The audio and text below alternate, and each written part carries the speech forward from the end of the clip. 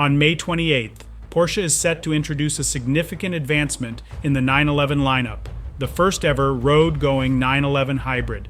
This marks a significant shift for the renowned sports car, incorporating modern hybrid technology for the first time in its 61-year history.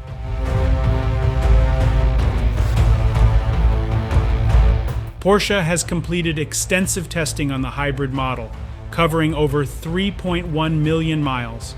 A notable achievement from these tests is the hybrid model's performance at the Nürburgring. It completed the Nordschleife circuit in 7 minutes and 16.9 seconds, which is 8.7 seconds quicker than its predecessor. This time suggests comparisons with the 992 generation Carrera S, which recorded a lap time of 7 minutes and 25 seconds back in 2020.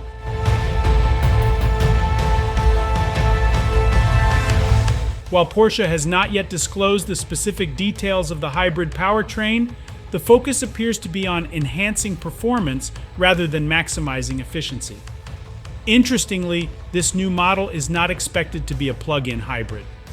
The development team took the hybrid 911 through a rigorous global testing regime, from the icy conditions of the Arctic to the intense heat of Dubai, ensuring its readiness for a variety of driving environments.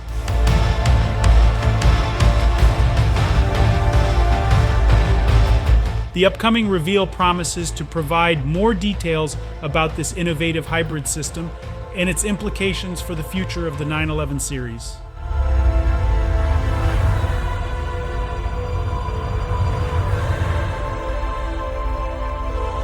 Check back on May 28th for the full update on this exciting development in Porsche's storied history.